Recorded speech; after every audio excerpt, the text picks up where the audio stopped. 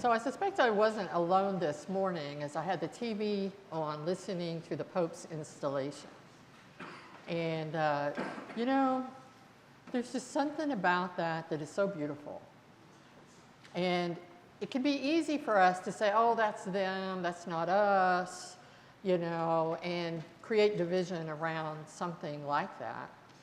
And for me, I just got so absorbed in the beauty of the liturgy, of what was happening, knowing that there's a bigger story behind what God is doing that I cannot fathom on my own. But I know I'm a part of it.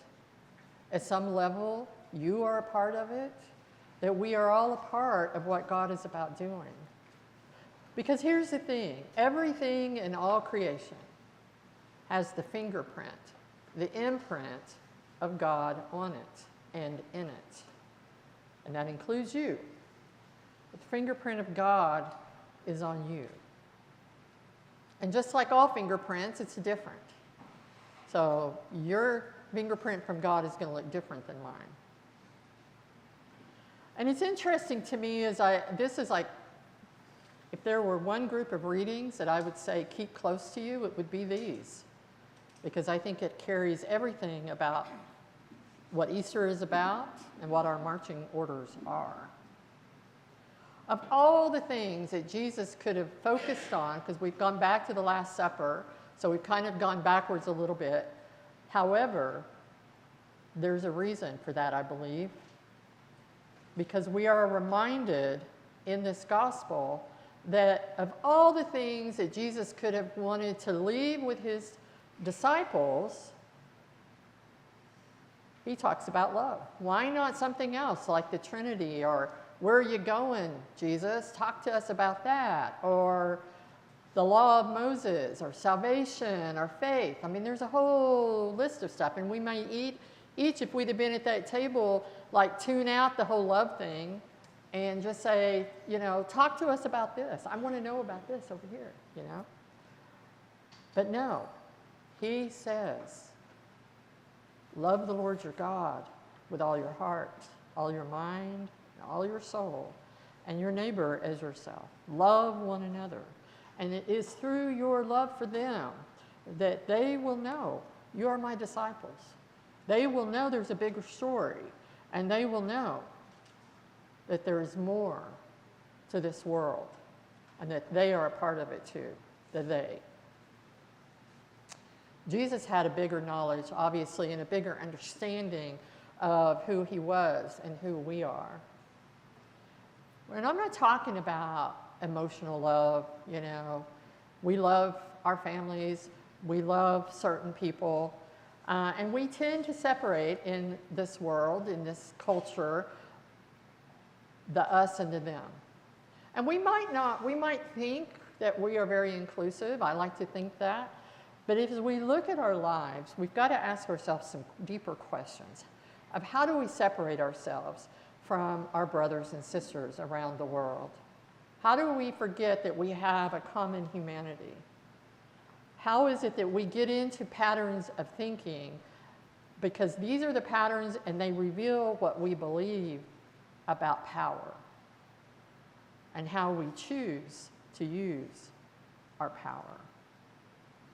And more often than not, believe it or not, we are attached to the love of power. And we wouldn't say that necessarily, because when we think about power, we think about those with the money and they're up at the top, and you know, we go down that road. But here's the thing. Our ego mind is the one that has the love of power. And it typically is our wounded parts and our need for safety and security. In other words, we focus on protecting ourselves and those we love. And so we will group in with like-minded others. We will have our tribes, the us versus them, protecting ourselves. But that is love of power. When we are engaging at that level, and we are human, right? And we've got to survive, and we get into that survival mode. And we get stuck there, and we forget who we are at the very core of our being. And this is something that Jesus knows. That you and I, that the ground of our being in the very center of who we are is love. We are love. Carolyn Myss talks about the journey, the journey that the human goes through from ordinary mortal to being a channel for the power of love versus love of power. This call that we are called to today, that Jesus calls us out, is a process of transformation in which we become capable to channel a ferocious force that is greater than yourself. The life force itself that has the force to generate life, to heal. And that is the force that reveals the love of power. The power of love. Think about this. What if we woke up every day with a prayer? Use me, O God, this day as a force of your love. Save me from falling into fear, for with you all will always, always be well. Open my eyes to see your fingerprints on all that I meet today. Because when we can see the person in front of us, the person in the news, the person you want to judge, the person who smells, who is disheveled, who is poor, who is hungry, fill in that blank. Even the one that's the tyrant, the one who oppresses, who leaves behind a trail of victims. Even them. You know, Parker Palmer, maybe you've heard of him, he is a Quaker. And he talks about how we come into this world whole and full of love and full of life. If you've ever held a brand new baby born, that's born, right? It's like we all tear up in those moments, typically, because there's something about them that's just so full that they've just come from God to us, and they still exude that love. And he says we spend the rest of our life undoing what the world taught us at a young age, that we can't be whole because our light's too bright.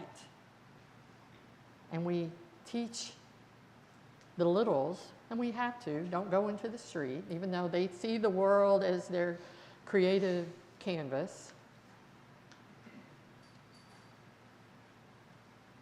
At that moment they're born. What if we saw in others the infant, the tyrant? Have you seen, by the way, I just came across this week. They have these new memes on Facebook where they put the face of a child, of a baby, with an adult speaking. Have you seen these? Oh, they're hilarious. And they remind me, they'll remind you if you see them, that is in each one of us, that part of us. And when I'm listening to somebody being a tyrant or something, I'm thinking, that's just a little kid and stuck inside of an adult body, right?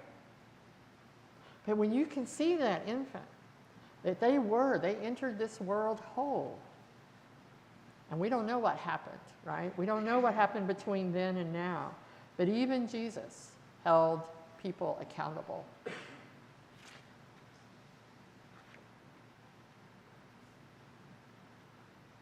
Richard Rohr says, Jesus tried to change people by loving and healing them.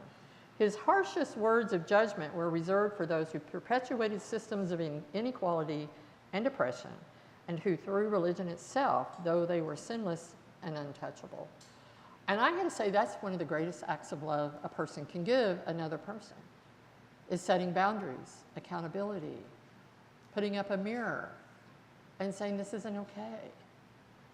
He could have kept silent, let them do what they're going to do, because I can't change them, I can only change me, which is true. However, if we see our common humanity and we see that we are love and we shine love in dark places, yeah, we could get crucified. It certainly happened to Jesus. But it will change lives. It will change the world. Have you ever wondered what your purpose is and why you're here? Well, I would say it is for this one thing. That to step outside of dualistic thinking and spread as much of this incredulous, ferocious, life force power that you can. Love. And that's it. That's it. That you and I are called to spread the love as disciples as deeply as we can. And again, this isn't the emotional stuff. It's the ability to see in the other the creation that God created. There's a part of us that's going to say, yeah, but look what they're doing. Look what they did. And you're going to hear Jesus say, love them. Love them. Because you are love, and you have love within you. The thing is that we all have our resistance, right? Can you examine your resistance to this call that Christ is putting before us? Are you using the incredible transformative life love force to make a difference?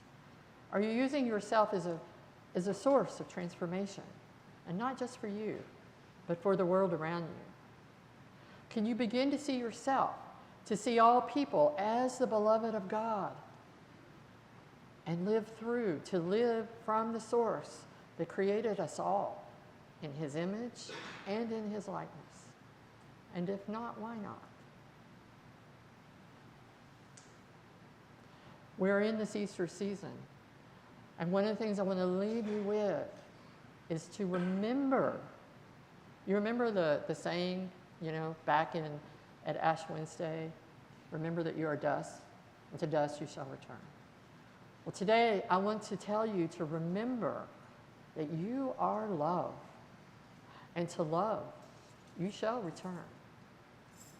When your life ends, you will return to the fullness of God's love. Amen.